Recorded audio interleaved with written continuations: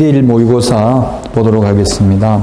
부동산 1번 실권리자 명의 등기에 관한 법률이 되겠는데요.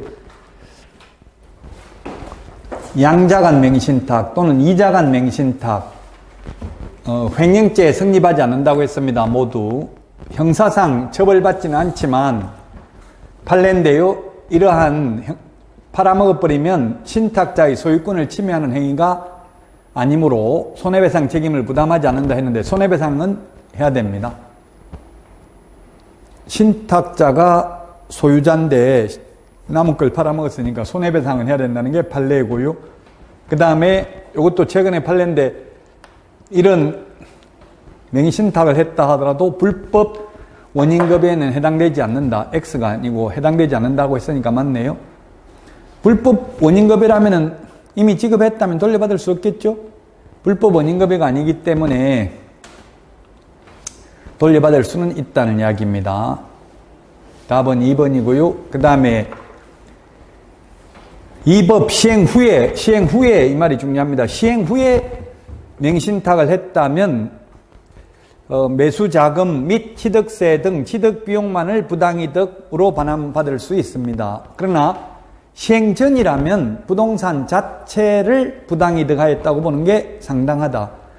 예를 들면 MB 도곡동 땅을 김재정 씨가 20억에 샀다가 이게 263억인가 팔아가지고 세금 빼고도 200억이 남았습니다.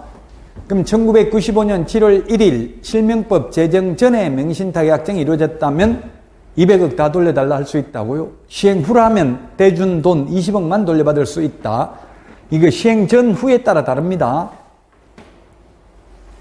자, 그 다음에 신탁자 3년 초과 장기 미등기자 허위담보 목록 제출한 자 100분의 30에 해당하는 금액의 범위 내에서 과징금을 부과하고요.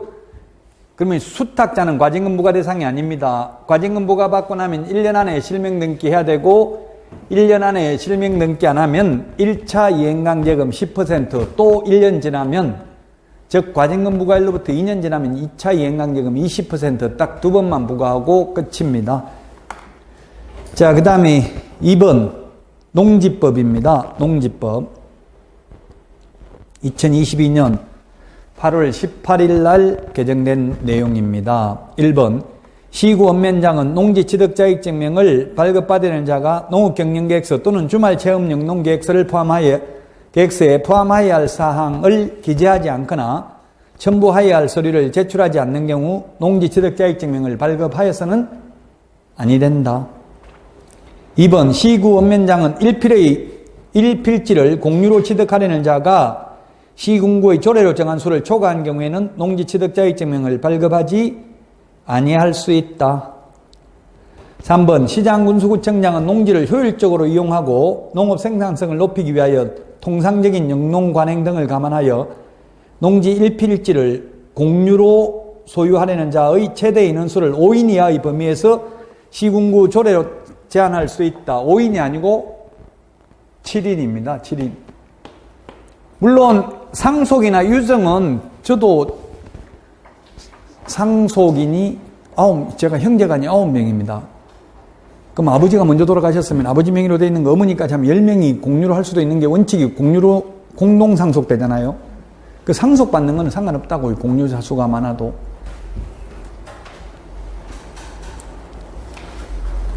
(3번이) 답이 되겠고요. 이거는 처음 제가 강의하면서 오늘 처음 이야기한 거예요. 이거는. 자, 그 다음에 이게 2022년 8월 18일 얼마 안 됐어요. 8월 18일부터 시행되는 내용이에요. 자, 그 다음에 4번 주말 체험용 농을 목적으로 농지를 취득하는 자가 소유농지 전부를 타인에게 위임 또는 무상 사용하게 하거나 농작업의 전부를 위탁하여 경영하고 있는 경우에는 농지 취득자익증명 발급을 제한할 수 있다.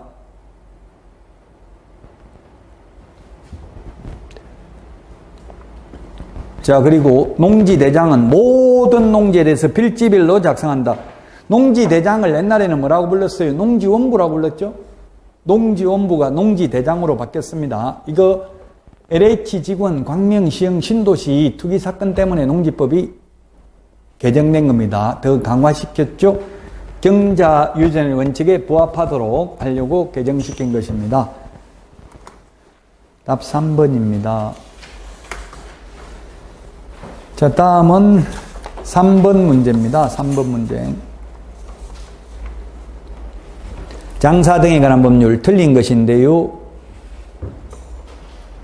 기억. 매장 신고 사후 30일 이내입니다. 입, 리언, 화장 미리 신고입니다. 자, 그 다음에 시효 취득을 하는 경우에는 점유하는 기간 동안 지료 지급해야 되는 게 아니라 청구한 때부터 지급하면 되죠. 지료를 청구한 때부터 지급하면 됩니다. 그러나 자기 땅에 묘를 설치했다가 땅 팔면서 묘 이장한다 안 한다 아무 말 안 해가지고 분묘기지권이 생기는 경우에는 분묘기지권을 취득한 때부터 지료를 지급해야 됩니다. 시효 청구한 때부터 지급하면 됩니다. 분묘 1기의 점유 면적은 10제곱미터, 합장은 15제곱미터를 초과해서는 아니 되고요. 그 다음에 미음, 개인 묘지는 30제곱미터를 초과해서는 아니 됩니다. 가족 자연장지는 미리 신고해야 됩니다. 미리. 가족 자연장지는 미리 신고해야 됩니다. 그래서 답 3번입니다. 틀린 것. 디귿, 비읍 틀렸습니다. 실제 시험에서는 이렇게 몇 개인가 이렇게 나올 확률보다는 기억, 리언 해가지고 밑에 사례를 주겠죠, 보기를. 근데 연습은 조금 더 어렵게 한번 틀려보라고 그냥 몇 개인가 하면 더 어렵잖아요. 기억, 리언 보기를 주는 것보다. 연습이니까요. 3번이 정답입니다. 자, 4번입니다. 4번. 원본 제출해야 되는 것은 모두 몇 개인가 했는데 휴업신고, 폐업신고 원본 반납해야 되고요. 인장 변경도 등록증 원본에다 찍어야 되니까 반납해야 되고 사무소 이전도 원본 반납하고 새로 받아야 됩니다. 지정 신청할 때는 자격증 사본입니다. 우리 암기 프린터 51번에 4번에 있습니다. 따라서 답 4번입니다. 4번. 요건 4번입니다. 거래정보사업자 지정 신청할 때는 공인중개사 자격증 사본 제출하면 됩니다. 4번이고요. 자, 그 다음에 5번 문제입니다. 틀린 것은 했는데 주택임대차보호법 요게 1개월에서 2개월로 바뀌었습니다. 6개월 전부터 2개월 전까지죠. 상가는 6개월 전부터 1개월 전까지죠. 주택은 2개월 전까지 갱신 요구하면 정당한 사유 없이 거절할 수 없습니다. 그럼 세입자가 먼저 갱신 요구할 필요 없어요. 주인은 반드시 5% 올려주고 더 살 거 아니면 나가라 이렇게 일단 이야기를 해야 돼. 나가라 하는데 아무 말 없으면 그거는 효력이 발생한 거죠. 더 살겠습니다. 그냥 더 살겠습니다 하면 계약갱신 요구권 행사할 거냐 이걸 꼭 물어봐야 돼. 주인 입장에서는. 왜냐하면 계약갱신 요구권은 1회에 하나에 행사할 수 있죠. 아무 말 안 하면 무조건 한 번은 언젠가는 행사할 수 있다고요. 자, 6개월 전부터 2개월 전까지로 바뀌었습니다. 1번이 답이고요. 2번, 주택은 2개의 차임액, 상가는 3개의 차임액이고요. 3번은 임대인이나 직계, 좀비 속은 해당되는데 배우자는 해당 안 됩니다. 주인이나 또는 부모, 자식이 살겠다고 나가라고 할 수 있는데 배우자 살겠다고 나가라 소리는 못 합니다. 상가는 주인이 직접 장사하겠다고 세입자 못 내보내죠? 20년 끝나도 상가는 안 됩니다. 주택은 1회에 하나에 행사할 수 있고 상가는 10년을 초과하지 않는 범위 내에서 행사할 수 있습니다. 최초 임대차 기간을 포함한 전체 임대차 기간이. 5번 주인이나 부모, 자식이 산다고 세입자 내보내놓고 안 살고 다른 데 세를 놓으면 손해배상해야 된다. 손해배상액은 3개 중에서 큰 금액이죠. 높은 금액입니다. 3개 중에서 3개월간 환산월차임, 그 다음에 기존 세입자 내보내고 새로운 세입자한테 받은 환산월차임 차액 2년분, 실제 손해 입은 액 중에서 큰 금액을 손해배상해야 됩니다. 1번이 틀렸습니다. 6개월 전부터 2개월이고요. 상가는 6개월 전부터 1개월 전까지입니다. 주택하고 상가하고 다릅니다. 자, 6번입니다. 6번 틀린 것은 했는데 일단 답은 5번입니다. 5번. 부산광역시는 우선 면제 받을 때는 과밀억제권역이고 최우선 면제 받을 때는 광역시에 해당된다고 했죠. 그 다음에 세종, 파주, 화성의 경우 세파화, 세종, 파주, 화성의 경우에는 우선 면제 받을 때는 광역시, 최우선 면제 받을 때는 기타 지역에 해당된다고요. 그래서 부산이 최우선 면제 받을 때는 이 과밀억제권역이 아니라 광역시인 3,800만 원 이하인 경우 나누기 3을 해서 100만 원 단위로 절상을 해서 1,300만 원까지만 최우선 면제 받는다고요. 우선 면제 받을 때는 과밀억제권역에 해당된다 했죠, 부산. 6억 9천 이하면 우선 면제는 받습니다. 암기 프린트 29번을 참고하시기 바랍니다. 서울은 환산보증금 9억 이하면 우선 면제 받고요. 부산광역시 6억 9천 광역시에 해당된다고요. 우선 면제 받습니다. 세종특별자치시 5억 4천 광역시에 해당됩니다. 그러나 최우선 면제 받을 때는 세종, 파주, 화성은 기타 지역에 해당된다는 것 주의하십시오. 옹진군, 강화군, 군지역 기타 지역입니다. 기타 지역은 3억 7천 이하인 경우 우선 면제 받습니다.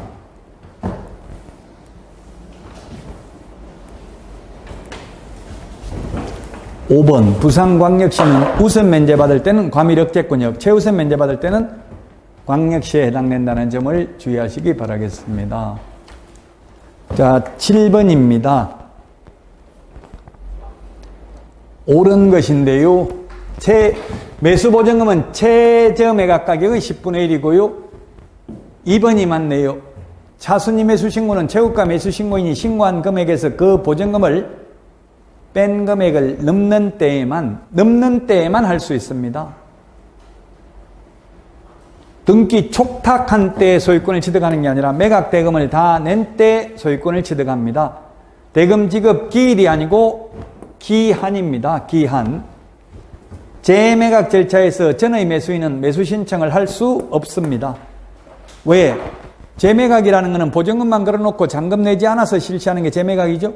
또 보증금만 걸어놓고 잔금 안 내고 이러면 고의로 경매 절차가 지연될 우려가 있잖아요. 그래서 보통 재매각에서는 매수보증금을 최저매각 가격 20% 내라고 하는 경우가 많아요. 계속 그런 식으로 해서 경매가 지연될 걸 우려해서 답 2번입니다. 옳은 거 2번. 기출문제 지문입니다. 그래서 경매는 지문이 비슷비슷해요. 기출문제들은. 자, 8번 문제입니다. 8번. 매수 신청 내린 규칙에 대해서 틀린 것입니다. 매수 신청 내리 업무정지는 1월 이상 2년 이하, 공인중개사법에서는 6개월 이하. 그 다음에 매수 신청 대리 업무정지 당하면 출입문에 표시해야 되고, 공인중개사법은 표시할 의무 없죠? 자, 그 다음에 협회는 등록관청으로부터 중개사무소 개설 등록, 휴폐업 신고, 자격 취소, 자격 정지, 등록 취소, 업무정지 등에 관한 사항을 통보받은 후 10일 이내에 법원 행정처장에게 통지해야 됩니다. 답은 4번이네요. 이 중개 실무교육하고 매수 신청 대리 실무교육은 별도 교육이니까 교육받고 1년 안 지나도 둘 다 하려면 2개 다 받아야 되죠, 교육.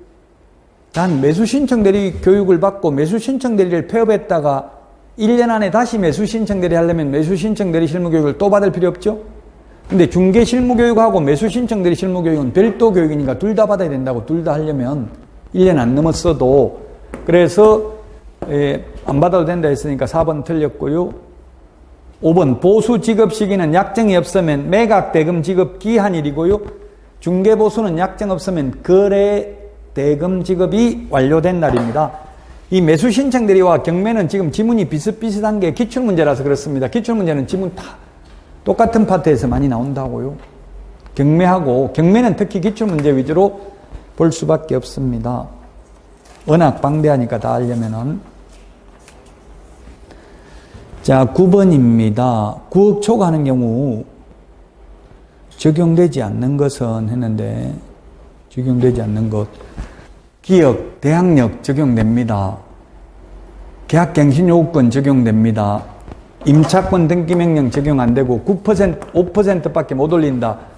이거는 적용 안 됩니다. 시세만큼 올릴 수 있습니다. 답은 2번입니다. 9억 초과에도 적용되는 게 임시 표준 대게를 먹으라고 권했다. 영덕 대게 대신에 임시로 표준 대게를 먹으라고 권했다.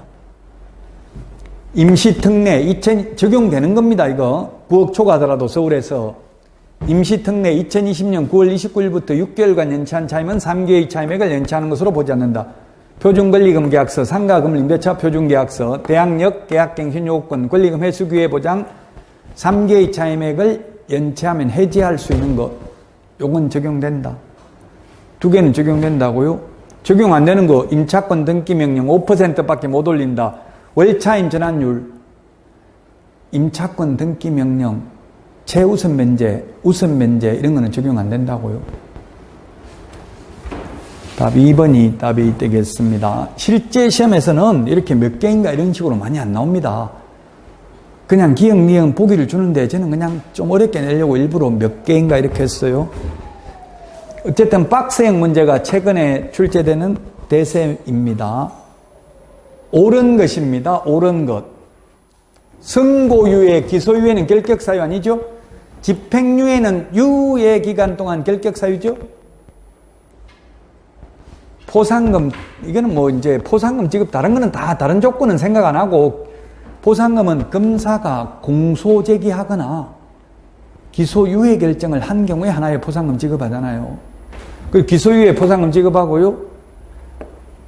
공소제기 재판에 회부하면 판사가 선고유예를 하든 집행유예를 하든 벌금을 선고받든 무죄 판결을 하든 포상금 받잖아요.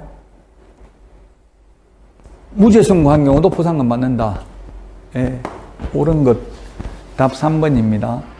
다른 조건은 고려하지 않고 그냥 요 주어진 조건만 고려한 거죠. 물론 포상금 뭐 위반행위를 해야지. 위반행위 했다 안 했다 말도 없는데 무조건 선고유예 되면 포상금 나오냐 이렇게 하면 할 말은 없습니다. 다른 조건을 배제하고 그냥 요것만 고려한 거예요. 답 3번입니다. 3번. 이런 지문이 어려워요. 지문 짧은 게 왜요? 그 취지를 이해하시면 되겠습니다. 실제 시험에 똑같이 절대로 안 나온다고 했어요. 그래서 포상금 지급 조건을 갖췄을 경우를 가정해서 낸 겁니다. 답 3번이 되겠습니다. 가시에 찔리지 않고서는 장미꽃을 모을 수가 없다. 아마 지금 거듭되는 고통을 받아야 됩니다. 이제 2달도 채 안 남았는데요. 지금부터 집중력을 발휘해야 됩니다. 이때까지 한 거 물론 내공이 쌓여 있지만 그렇다고 해서 지금부터 안 해버리면 다 잊어먹어요. 그러니까 이제 지금부터는 좀 집중력을 발휘해서 하시고, 지금 다음 주는 추석 명절이라서 수업 없죠? 추석 명절 때도 너무 가족에게 헌신하지 말고 나를 위해서 좀 사시라고요. 시댁, 친정 이런 데 갈 필요 없어요.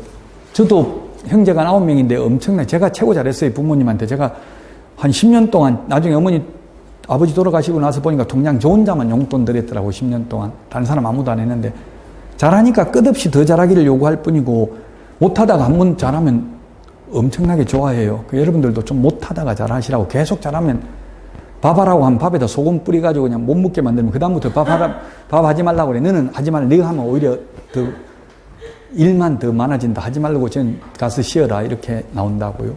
오지 말라고 그래. 그래. 그러면 오지 말라면 안 가면 돼요. 그래서 좀 여러분들을 위해서 좀 투자하시라고. 이번 명절은 건강관리 잘 하시고요. 추석 잘 보내시고 그 다음 주에 찾아뵙도록 하겠습니다. 수고하셨습니다.